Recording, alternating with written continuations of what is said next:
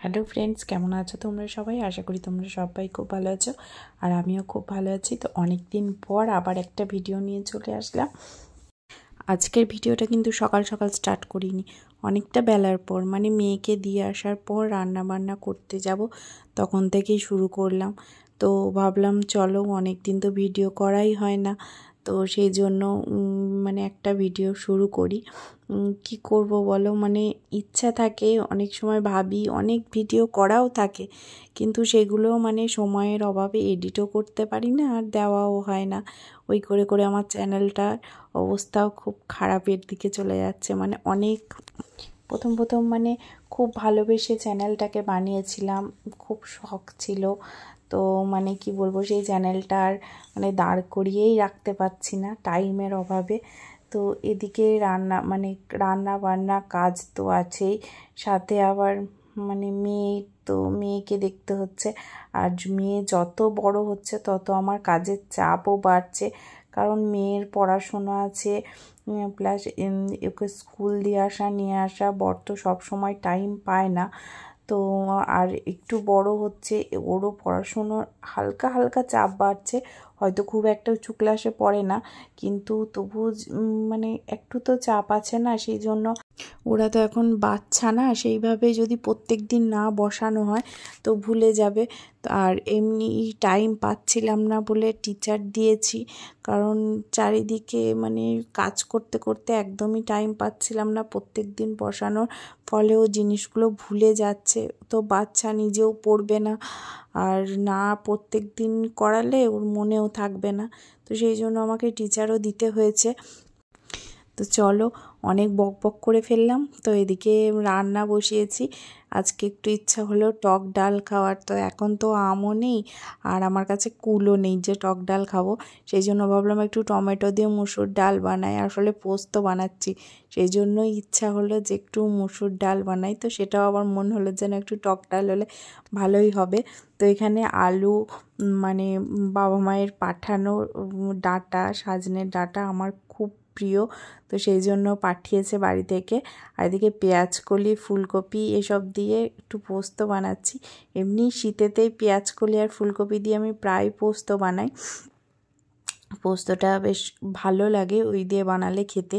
মানে পোস্ত আমি সেইভাবে ভালোবাসি না, কিন্তু এরকমভাবে বানালে আবার মানে না খাওয়াও হব না আর কি, সেরকম ব্যাপার। নিজের না রান্না নিজেই প্রশংসা করে ফেলছি।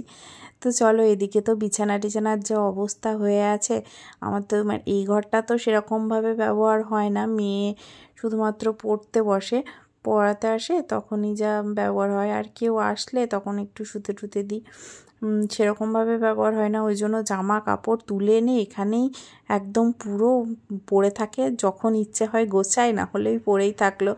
তো সেগুলো অনেক হয়ে গেছে জামা কাপড়। তো ওই ঘরটা পুরো পরিষ্কার করে গুছিয়ে এবার এসছি এই ঘরে। দুটো ঘরই একটু পরিষ্কার করে নিই, কারণ দুটো ঘর, আর ঘর যদি পরিষ্কার না থাকে মনে হয় যেন কিচ্ছু ভালো লাগছে না।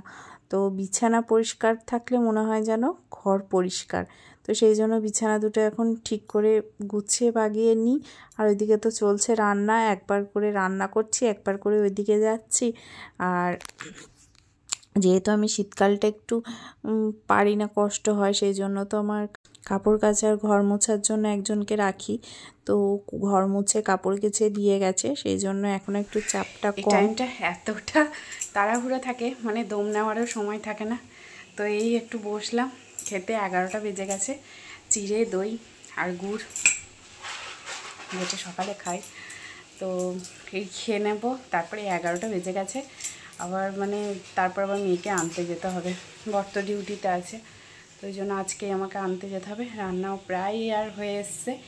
আর মানে এত মানে মেয়ে বড় হলে চারিদিকে এত কাজ বেড়ে যায় যে কী বলবো। এই যে চারিদিকে সব ছড়িয়ে ছিটিয়ে, ওই স্কুল যাওয়ার পর এগুলো গোছানো বাগানো, আবার মাঝে মাঝে এক একদিন মনে হয় দূর বাবা থাক, পড়ে থাকার কতই বা গোছাবো।